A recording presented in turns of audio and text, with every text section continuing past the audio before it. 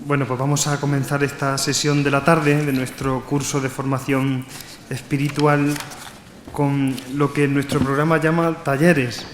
Quiere decir que junto con lecciones de tipo magistral, de contenido más doctrinal, hay también algunas intervenciones de tipo más práctico que se orientan sobre todo a que profundicemos en la pedagogía de la vida espiritual y que traten cuestiones que en este sentido son de muchísima importancia para nosotros, formadores y seminaristas.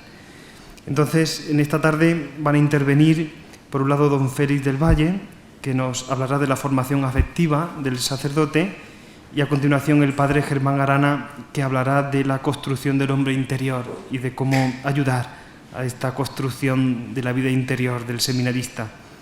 Voy a presentar brevemente a don Félix del Valle, nacido el día 17 de julio de 1963, ordenado sacerdote en el año 1987, es doctor en Teología Dogmática por la Universidad Gregoriana de Roma y entre sus cargos ha sido director del curso de espiritualidad del Seminario de Santa Leocadia, ha sido párroco y lleva ya 15 años como director espiritual del Seminario de la Archidiócesis de Toledo, donde también él es profesor de la asignatura Gracia y Virtudes, Antropología Teológica, y también es profesor invitado en la Cátedra de Vida Consagrada de la Universidad Eclesiástica San Dámaso. Para nosotros es un gozo, una alegría y un honor tenerle en este curso y tiene la palabra.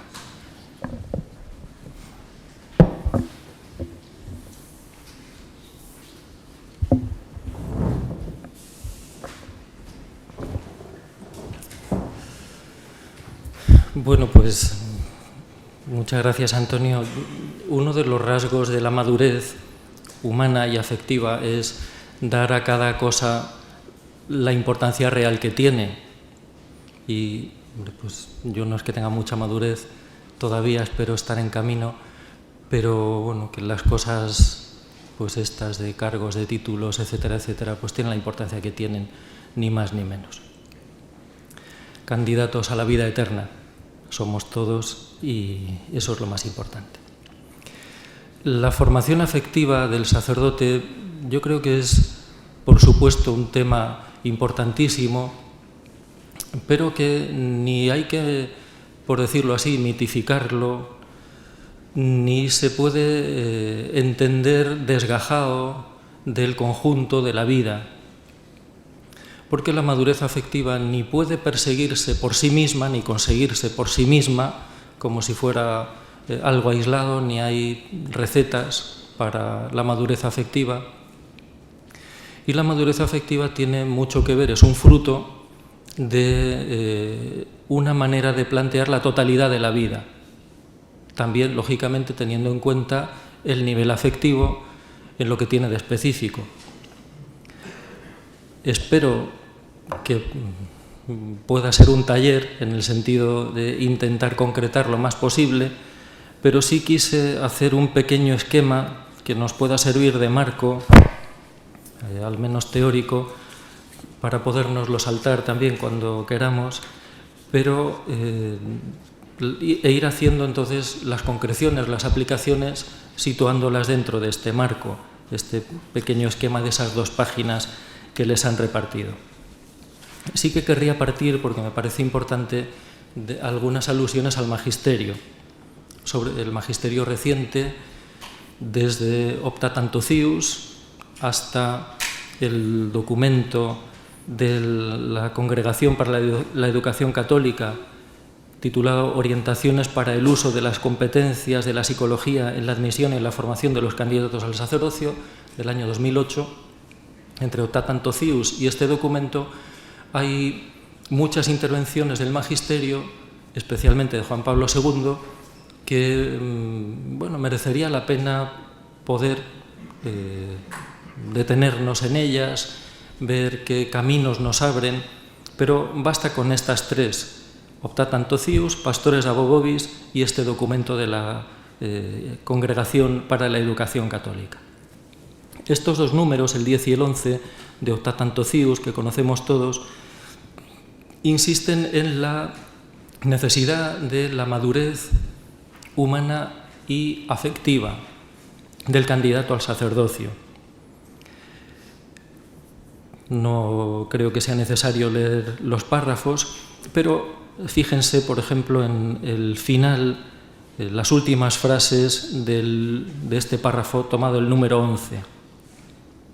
Habitúense los alumnos a dominar bien el propio carácter, fórmense en la reciedumbre de espíritu y en general sepan apreciar todas aquellas virtudes que gozan de mayor estima entre los hombres y avalan al ministro de Cristo, cuales son la sinceridad, la preocupación constante por la justicia, la fidelidad a la palabra dada, la buena educación, la moderación en el hablar unida a la caridad. Nos ofrece una serie de rasgos que brotan de la madurez humana, afectiva. El peligro, yo creo, la tentación sería intentar conseguir esos rasgos, es decir, pensar que la madurez personal, afectiva, se identifica con ciertos rasgos y tratar de conseguirlos de manera un poco voluntarista. Una de las pendientes posibles para pretender, pero falsamente, la madurez, la veremos en el punto siguiente, en el punto 2, que dice madurez no es, no es autodominio, imperturbabilidad, represión, negación, etc. Luego vamos a eso. El Papa Juan Pablo II, en Pastores Abo Vobis, sobre todo en este número 44, hablando de la madurez afectiva, nos dice algo muy importante. Dice que, verán, se trata, hablando de la madurez afectiva, de un amor que compromete a toda la persona a nivel físico, psíquico, espiritual, la perspectiva de la totalidad, y dice esta frase que a mí también me parece importantísima, muy luminosa, por lo que voy a tratar de exponer después. La educación sexual, bien entendida, tiende a la comprensión y realización de esta verdad del amor humano. Uno de los aspectos entonces necesarios de la madurez humana y afectiva es entender bien qué es el celibato, entender bien el papel de la afectividad, de la sexualidad, una recta inteligencia. Orientaciones para el uso de las competencias de la psicología, tercer documento. Habla de un equilibrio humano y psíquico, particularmente afectivo, y repite varias veces esta palabra que viene a continuación, integración. Integración de la dimensión humana a la luz de la dimensión espiritual. Vamos a ver que la madurez humana y afectiva se entienden y se realizan en una perspectiva de integración. Vamos a ver qué no es la madurez. Punto segundo. Madurez no es suma de cualidades, ni siquiera de grandes cualidades. Una persona puede tener mucha fuerza de voluntad, tener una gran inteligencia, ser un estudiante brillante, puede ser una persona simpática, sociable, y puede no tener una personalidad madura, porque la madurez es otra cosa.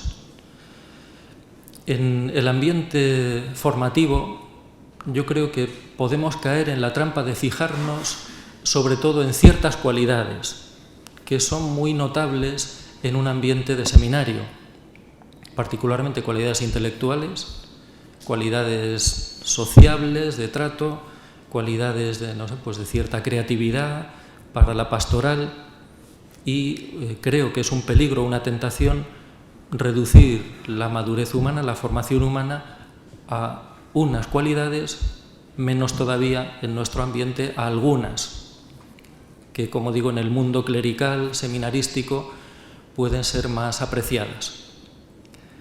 Pero madurez tampoco es autodominio, imperturbabilidad estoica, represión del mundo emotivo o negación, y pongo entre paréntesis, por reacción defensiva ante el poder de los sentimientos y del mundo afectivo.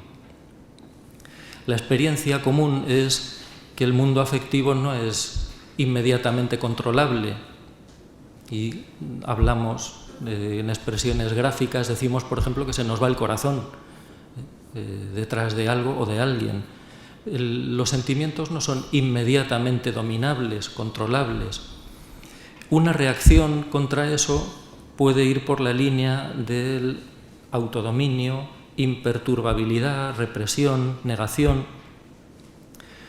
Represión y negación tienen matices distintos. La represión consiste en que uno, más o menos dándose cuenta de lo que siente, se contiene con todas sus fuerzas para que eso no salga hacia afuera. Con buena voluntad, pues porque hay sentimientos que no debemos dejar que se noten hacia afuera, pero también yo creo que muchas veces por esto, como por un cierto recelo del mundo emotivo, y yo, como seguramente todos nosotros, hemos escuchado frases como esta. Es decir, es que un cristiano no puede estar triste, o es que un sacerdote no puede enfadarse nunca, o un cristiano no puede sentir envidia. Bueno, pues son sentimientos que podemos tener todos, porque no somos dueños de nuestros sentimientos.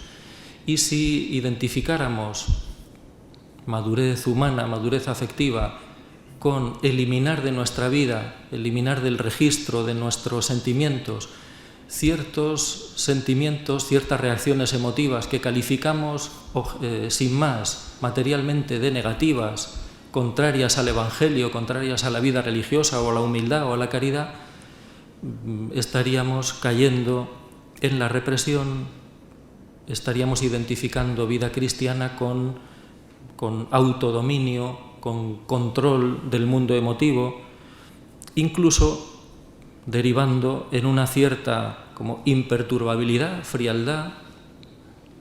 El verdadero sacerdote, el sacerdote maduro, pues no deja traslucir hacia afuera sus sentimientos, tiene como un perfecto dominio, no sabe si está enfadado, si está mosqueado, si está triste, porque él no cambia nunca de cara, está eso pues siempre igual por autodominio, es decir, por madurez. Pues madurez no es eso.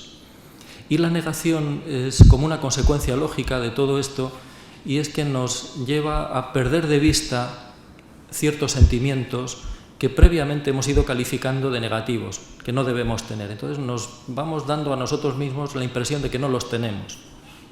¿Enfadarme yo? No, hombre, que yo no me enfado, ¿no? Decimos a otro, ¿no? Que yo no me enfado. Bueno, pues enfadarme yo, no. Entristecerme yo, no. Desanimarme yo, no.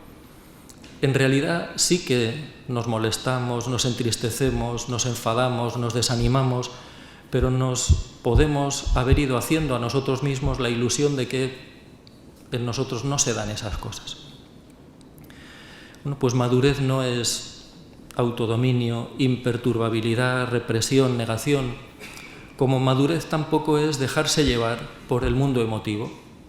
Una persona inmadura, un niño, un adolescente, viven movidos por sus emociones, por sus sentimientos, y movidos en un doble nivel.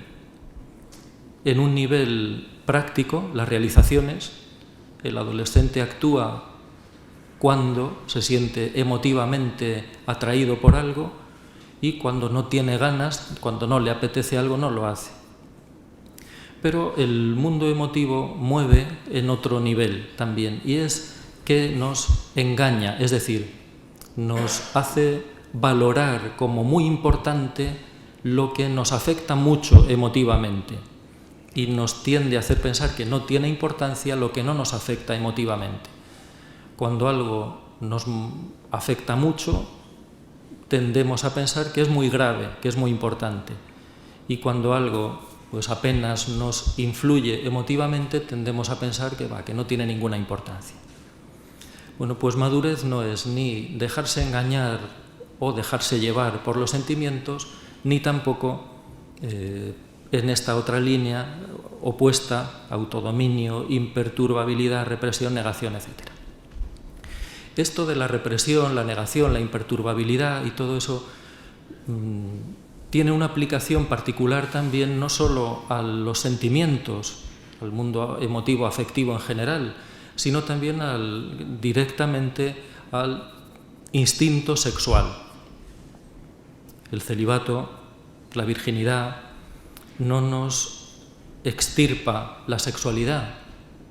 Entonces, la madurez del célibe no es la del ángel, es distinto. Una es la condición del hombre célibe, que sigue teniendo una condición sexual, y otra es la madurez de quien no tenga condición sexual.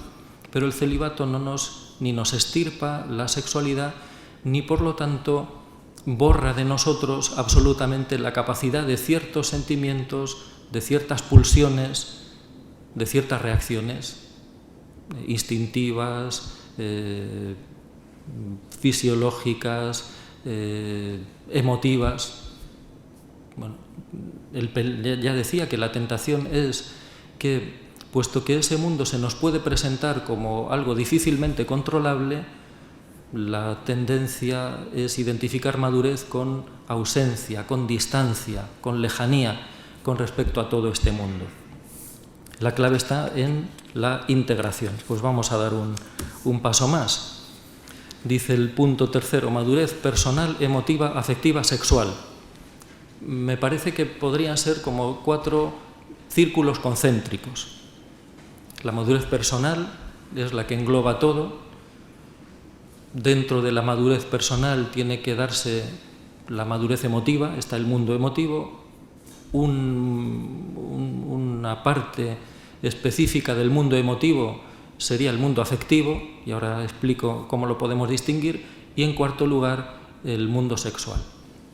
Pero están los 4 estrechamente relacionados entre sí, de manera que no puede haber madurez sexual si no va habiendo madurez personal, y no puede haber madurez personal si no hay madurez sexual. No se puede entonces ni tratar los temas, las debilidades en el orden sexual como algo puramente accesorio, bueno, esto son cosas que pasan, ni tampoco puede tratarse al margen de la totalidad de la persona. He copiado aquí un párrafo de un artículo del padre Amedeo Cencini en la revista Tabor. Tienen aquí la reseña, Tabor número 13. El artículo se titula Amor y sexualidad en la opción virginal. Y él dice esto: si la personalidad es un gran sistema que organiza todo el conjunto de rasgos que pertenecen a la persona, la sexualidad no es un rasgo, tampoco un simple subconjunto de rasgos, sino un verdadero y propio microsistema de la personalidad. Sería como decir, en la sexualidad se encuentra en pequeño lo que en grande, es decir, a nivel de conjunto, se encuentra en la personalidad. Eso está tomado de un libro de Guarinelli. Y sigue diciendo el padre Cencini: como en la sexualidad encontramos in nuce, en núcleo, el sentido y la gramática de la vida, casi como un microcosmos de significados, así encontramos en ella también una relación directa con todas las necesidades humanas. Microcosmos de la personalidad. Por eso, comento a continuación, no puede haber madurez sexual sin madurez afectiva, pero no puede haber madurez afectiva sin madurez emotiva, ni puede haber madurez emotiva sin madurez personal, en un proceso global, en un camino personal, y por lo tanto no hay técnicas, ni basta con ofrecer conocimientos. Como a un niño podemos enseñarle las leyes de la lógica, pero no llegará a pensar lógicamente más que en la medida de su maduración personal. No podemos dar una educación sexual, pero eso se entiende y se vive en la medida en que hay madurez global personal. Madurez personal, emotiva, afectiva, sexual. Vamos a distinguir un poquito y entonces a ver en lo posible la relación entre ambos. Madurez personal, pues tampoco es fácil de definir, pero si disponemos y podemos tener ciertas luces, pistas, no solo rasgos concretos. ¿Cómo definiríamos una personalidad madura? Pues uno de los rasgos esenciales es este que acabo de decir al inicio. La persona madura da importancia a lo que es importante y vive queriendo como someter su vida a las cosas importantes. Y la persona no madura, la persona poco madura, no tiene la capacidad de vivir desde lo importante porque se deja llevar, muchas veces sin poderlo evitar, eso pues por lo que más le llama la atención, por lo que más le satisface afectivamente, aunque racionalmente pueda darse cuenta de que una cosa es importante, no tiene la capacidad de vivir conforme a ella. Como un niño, es el ejemplo que acabo de poner. A un niño le podemos decir que estudiar es muy importante, pero a la hora de la verdad el niño se deja llevar y no lo puede evitar, se deja llevar, pues eso, si le apetece o no, o si se cruza un avión por la ventana, o si, no sé, oye un ruido. No puede evitar dejarse llevar, es decir, que su vida esté movida no por lo importante, sino por lo que a él le afecta emotivamente. La persona madura no. Y la persona madura entonces, sería un rasgo consecuente, puede, dándose cuenta de que recibe otros influjos, pues eso, que esto le afecta, que esto le entristece, que esto le atrae, que esto le gusta, que esto le ilusiona, tiene la capacidad de tomar distancia de ello. Tiene la libertad de tomar distancia de todo eso para seguir el camino que le ofrece, por el que le lleva lo importante. Ser una persona madura no es solo esto. Cuando en el punto siguiente intente describir un poco más cómo es la persona madura, hablaremos de la libertad, creciendo en libertad. La verdadera libertad no es la libertad plena, no es solamente esta mera capacidad de no dejarse arrastrar por lo que emotivamente tira de nosotros, pero es el principio de la libertad, es el comienzo de la libertad. Se empieza a ser libre personalmente si uno tiene esa capacidad de resistirse a los influjos, a los tirones, a los empujones de lo inmediatamente agradable o desagradable. Madurez emotiva quiere decir, por madurez emotiva quiero decir que las emociones, los sentimientos, son un aspecto importante de la vida humana. La vida humana no se debe concebir desde un punto de vista meramente voluntarista, es decir, sabemos lo que está bien y nos esforzamos en hacerlo, porque sabemos que es nuestro deber, y si no nos gusta nos aguantamos. Pues, ni esa es la vida que nos ofrece Jesucristo. Los sentimientos, todo el mundo emotivo, forma parte de la riqueza de la personalidad humana. Si vamos al hombre verdadero, Jesucristo, he aquí al hombre, vemos en los evangelios una gran riqueza de emociones. En Jesucristo se alegra y exulta de gozo, te alabo, lleno del gozo del Espíritu Santo, exclamó, te alabo, Padre, Señor del cielo y de la tierra, etcétera, etcétera. Le vemos sentir tristeza, tengo el alma triste, siento una tristeza mortal. Le vemos sentir rabia, ira, enfado, expulsando a los mercaderes del templo, enfrentándose a los fariseos o diciendo a Herodes, llamándole a Herodes viejo zorro. Vemos a Jesucristo experimentar ternura, compasión, lástima, viendo a Jerusalén lloró por ella cuando se acercaba a la ciudad. Vemos en Jesucristo, el Hijo de Dios, hecho verdadero hombre, una gran riqueza de sentimientos. Hay todo un mundo emotivo que se convierte entonces en expresión de la vida, en expresión de la caridad. El mundo emotivo no es entonces contrario a la virtud, sino que está hecho para, integrándose, siendo integrado en la virtud, convertirse en expresión de la caridad. Y eso es lo que vemos en Cristo y es lo que vemos en los santos. Los santos y Jesucristo pues no son personas frías, distantes, no ejercen la caridad pues sin que se comprometa su personalidad entera. No sirven, pues, los sacerdotes santos, por ejemplo, pues no sirven a los feligreses pues de manera fría. Yo ya he cumplido con mi obligación, le he atendido a usted en las horas de despacho que más me pide, ¿no? Pues igual que Jesucristo, experimentan compasión, lástima. San Juan de Ávila decía que el sacerdote tiene que tener como dos corazones, decía él, un corazón de carne y muy de carne para sentir como propios los males de los hijos, y un corazón de hierro para que los males de los hijos no le hundan, porque ese es un elemento importantísimo de la madurez emotiva.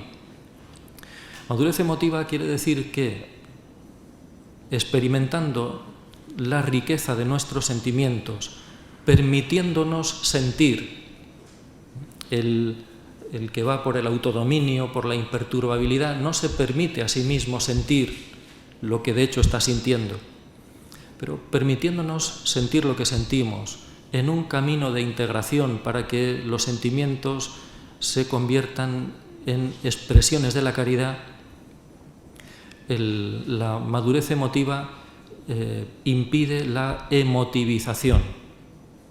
Y pongo un ejemplo que leí en un libro que se titula Psicología cristiana, de un psiquiatra italiano, y del libro a mí lo que más me gustó fue esto que voy a decir. Hablando de esto, dice este psiquiatra, pone el ejemplo del padre de la parábola del hijo pródigo, y dice lo siguiente, dice: el padre siente pena por la marcha de su hijo, porque le quiere, pues claro que siente pena, pero no coge una depresión, porque se ha ido mi hijo, y qué estará haciendo ahora, y me ha dejado solo, pobre de mí.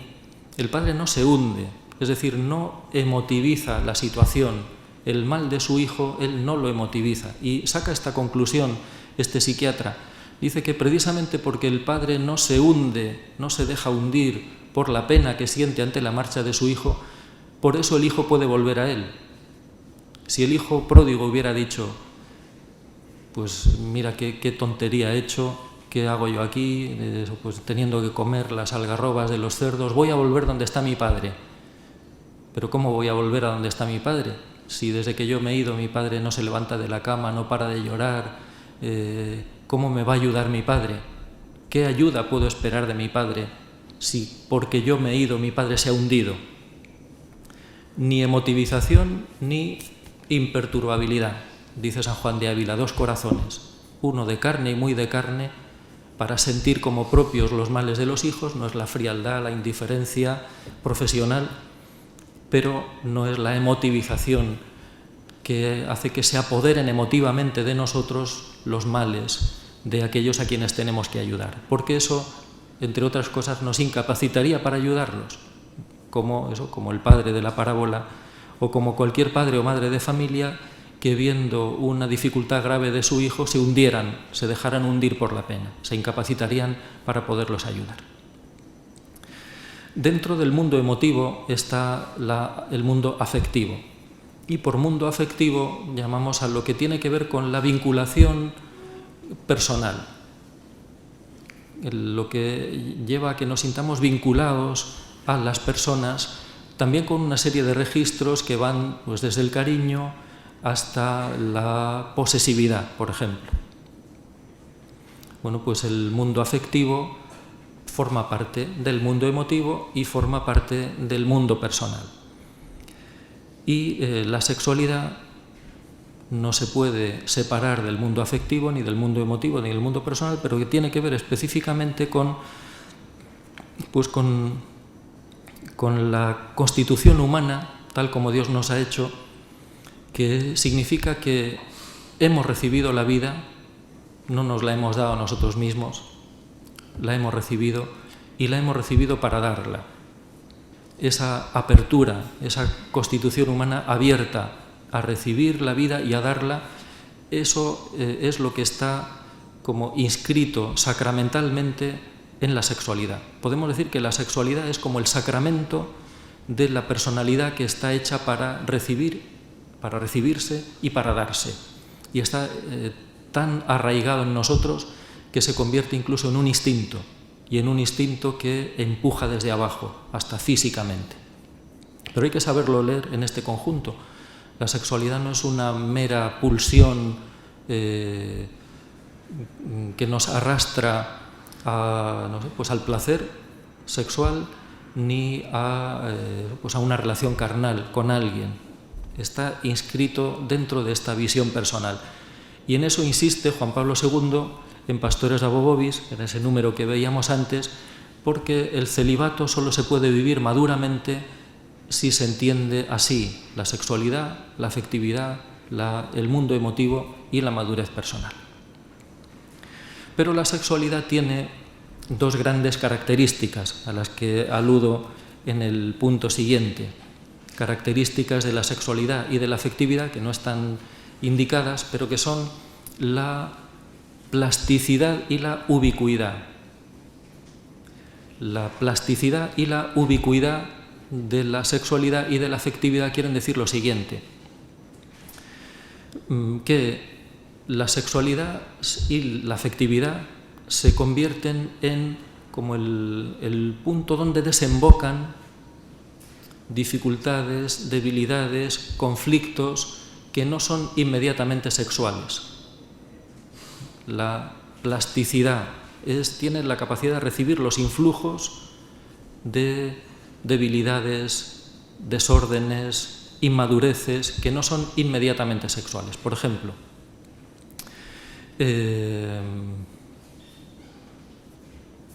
debilidades o problemas morales en el orden sexual, masturbación, por ejemplo, no suelen tener su origen en la sexualidad como tal, sin más, sino que son como la desembocadura de otras debilidades, insatisfacciones, fragilidades más profundas, si quieren. Y la otra característica de la sexualidad es la ubicuidad, y que es un poco la contraria, la recíproca, es decir, la sexualidad misteriosa, pero realmente se hace presente también en manifestaciones de la vida que aparentemente no tienen que ver con la sexualidad. Por ejemplo, la agresividad.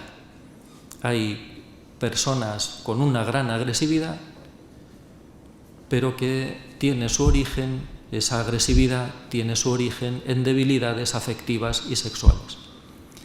O una cierta posesividad de las personas, pues tiene su origen a veces en conflictos más inmediatamente sexuales.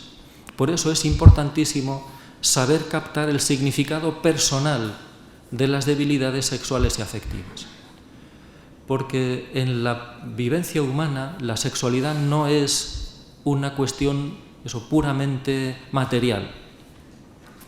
La sexualidad es una pura energía vivida como tal materialmente solo en los animales.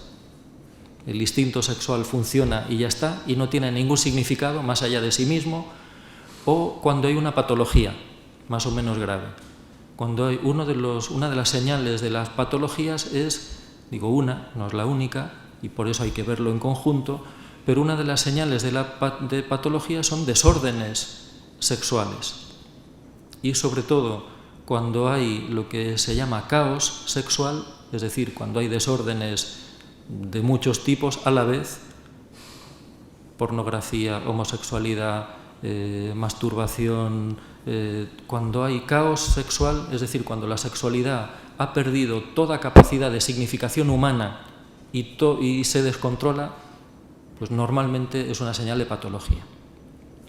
Pero es importantísimo, como digo, saber captar el significado personal, global, de las debilidades sexuales y afectivas.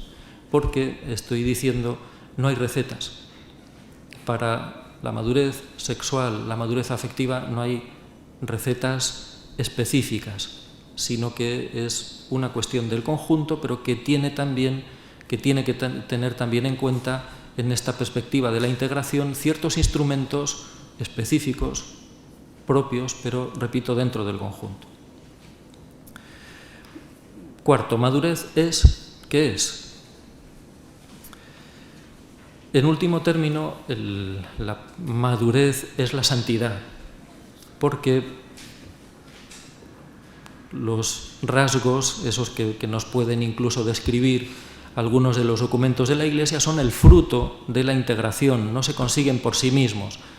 ¿Y cómo se va dando esta integración? En primer lugar, desde los valores evangélicos. La madurez humana, nos recuerda Juan Pablo II, el número 41-42 de Pastores Abobovis, que la madurez humana es el fundamento, dice él, del resto de la formación. Pero eso no quiere decir que tenga que ser previa, ni que pueda serlo, porque no puede haber madurez humana sin madurez espiritual, porque, como digo al final de este párrafo, no se puede pretender hacer primero al hombre y luego al cristiano. Primero vamos a madurar afectivamente y luego ya pues maduraremos espiritualmente. Es algo así, cuando hablo de estas cosas pongo este ejemplo. Suelo decir, el hombre es un animal racional, pero a nadie se le ocurre, a nadie en su sano juicio, se le ocurre decir que puesto que el hombre es un animal racional, para formar un hombre, pues vamos a hacer primero al animal y luego al hombre. Vamos a hacer primero que sea un buen animal, que no sé, pues que se revuelque bien por el suelo, que coma bien sin cubiertos en el plato, y una vez que hayamos conseguido que sea un buen animal, podremos hacer que sea un buen hombre. Pues aplicado a la vida espiritual es lo mismo. No podemos decir vamos a hacer primero al hombre y una vez que hayamos hecho al hombre maduro, psicológica y afectivamente, entonces podremos hacer al cristiano. Porque el hombre cristiano se hace desde Cristo. Como el hombre realiza su animalidad tal como le corresponde a él racionalmente, desde la razón, iluminado, guiado por la razón. Pues la madurez humana se hace desde Cristo. El número 22 de Gaudium et Spes nos lo recuerda, porque solo Cristo es el que nos dice, nos revela a los hombres lo que es ser hombre. Y no solo nos lo revela como un modelo, sino que lo realiza. Solo en comunión con Cristo, solo bajo el influjo de Cristo, se puede madurar humana, emotiva, afectiva y sexualmente. No es ni una cosa previa, ni algo que se pueda conseguir con medios, con instrumentos puramente humanos, psicológicos, aunque los instrumentos sean necesarios, subordinados a la acción de Cristo, es decir, como instrumentos precisamente para la acción de Cristo. Desde los valores evangélicos, porque si estaba diciendo que uno de los rasgos esenciales de la madurez es vivir de lo que verdaderamente es importante, solo la fe, solo Jesucristo nos revela qué es de verdad lo importante. No son ni los sentimientos ni las emociones, pero no es tampoco nuestra racionalidad sin más. No puede haber madurez si no es desde los valores evangélicos, más aún desde la radicalidad evangélica. Porque la persona inmadura es entonces la que, nos decía esta mañana don José María Iraburu, a propósito de los directores espirituales de Santa Teresa, que lo que contaba ella, lo que era pecado mortal me decían que era venial, y lo que era pecado venial me decían que no tenía importancia. Bueno, pues la mediocridad, es decir, renunciar a la radicalidad evangélica, pensar que solo lo que es materialmente grave tiene importancia y lo que no es materialmente grave, pues ¿qué más da? Pues desobedecer en cosas graves pues tiene importancia, pero bueno, total, si esto lo hace todo el mundo, si esto no tiene importancia, si además no se van a enterar los superiores, no tiene importancia. Pues claro que la tiene, y la tiene en la totalidad de la persona, porque santidad y transformación de la personalidad, vamos a llamarlo madurez personal, van juntas. Eso quiere decir que no es un logro psicológico previo a la vida espiritual. El libro de la sabiduría, poniéndonos como modelo a Dios, dice esto, hablando de la capacidad que Dios tiene de compadecerse. Saca esta conclusión, dice, obrando así, nos enseñaste que el justo debe ser humano.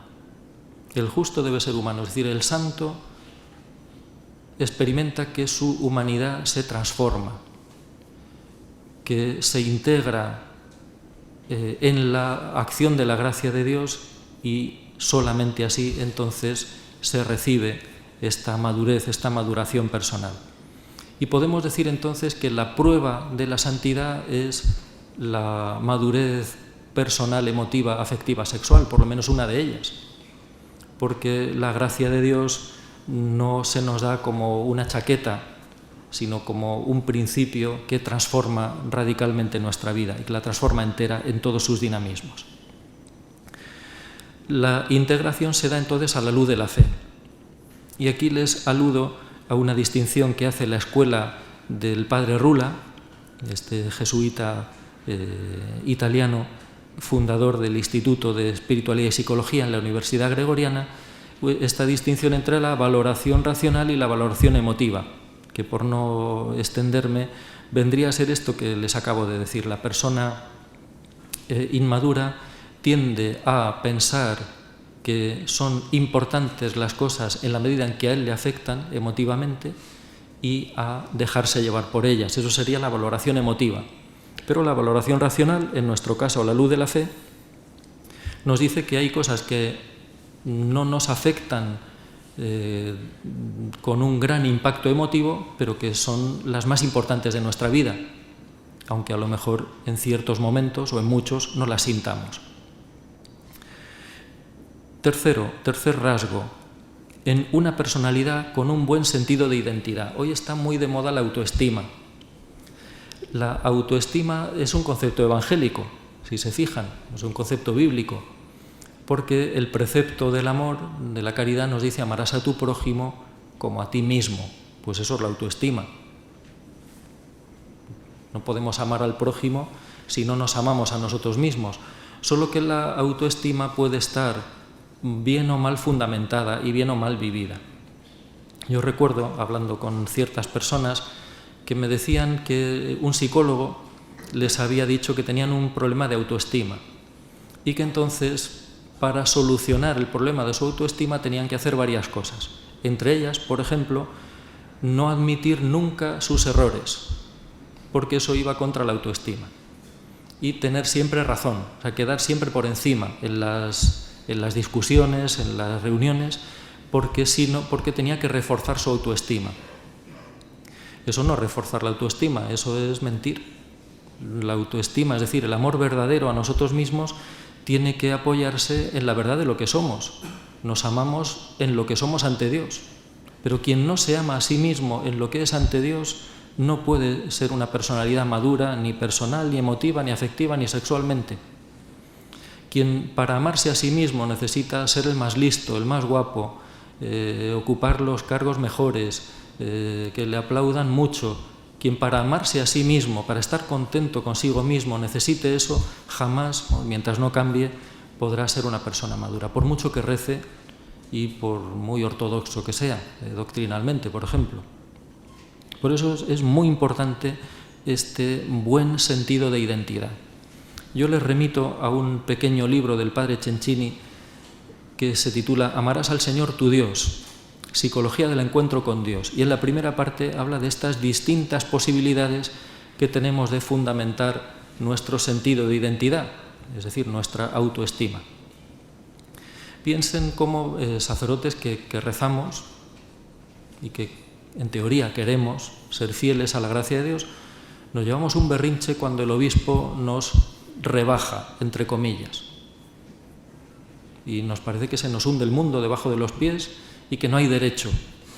Bueno, en la medida en que necesitamos ocupar eso, como digo, pues un cargo, tener unos títulos, tener ciertos éxitos para estar contentos, para sentirnos felices, pues en esa medida nuestra personalidad está edificada sobre arena y antes o después llegará la tempestad y la hundirá.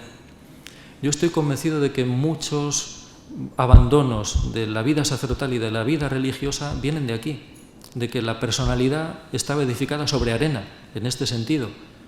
Se dependía de tantas cosas como podía ser eso, por la estima de los superiores, el cargo que se ocupaba, los éxitos que se tenían, los jóvenes que te bailaban alrededor, lo que fuera. Y cuando eso Dios permite o hace positivamente que nos abandone, para forzarnos a arraigar nuestra vida en la roca que es Él, pues solo quedan esas dos opciones, o uno se arraiga en la roca o se hunde. Cuarto, conociéndose a sí mismo. Decía un psicólogo contemporáneo que los hombres de hoy somos analfabetos afectivos, es decir, no sabemos reconocer qué sentimos y por qué. Y a veces este analfabetismo emotivo puede llevar, y habrá llevado más de una vez, a meterse en callejones sin salida, porque uno no se dio cuenta de que estaba dejándose atrapar el corazón, pero no se dio cuenta cuando debía haberse dado cuenta. Uno no se da cuenta, se lo justifica, etcétera, etcétera. Quinto, creciendo en libertad interior. La libertad no es solamente saber lo que es importante, lo que está bien, y tener la capacidad de hacerlo sin que nos lo impidan nuestros gustos, nuestros sentimientos, nuestras emociones. No me apetece, pero lo hago. Sino que la verdadera libertad termina en este gustar el bien, amarlo, ser atraído por él. Yo suelo contar un episodio de una película que probablemente hayamos visto todos, y es La canción de Bernadette. En esta película hay una escena que a mí me parece muy significativa de esto.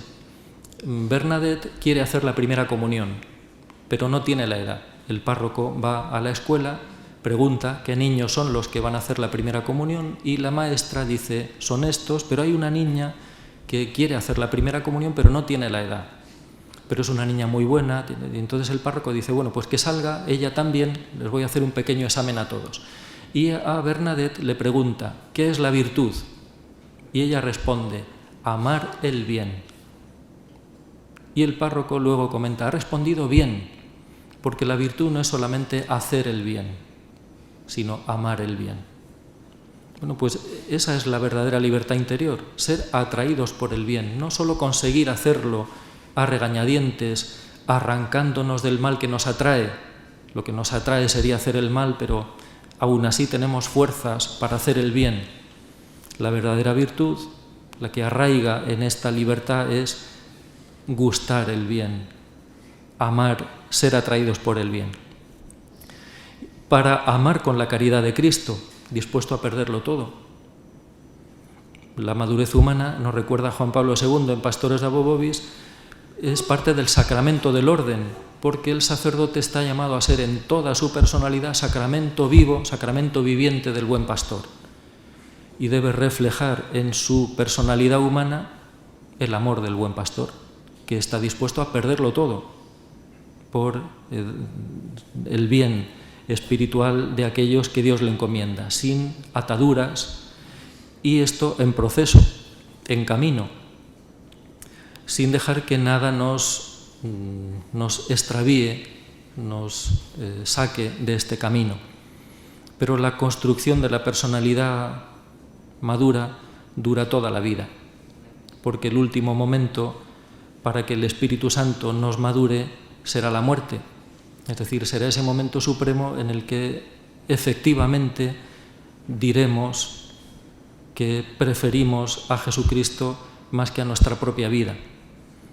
Y la muerte santa es la muerte del que muere amando, es decir, del que no solamente acepta la muerte como algo inevitable en obediencia resignada, sino es el que hace de su muerte el acto último de la entrega total de sí mismo. Ahí es donde el Espíritu Santo terminará de cocernos y madurarnos en este horno de la caridad en el que ojalá no salgamos, del que ojalá no salgamos nunca, y perseveremos, Dios así nos lo conceda, hasta la muerte, haciendo de ella eso, el último momento de nuestra maduración, es decir, de nuestra santificación.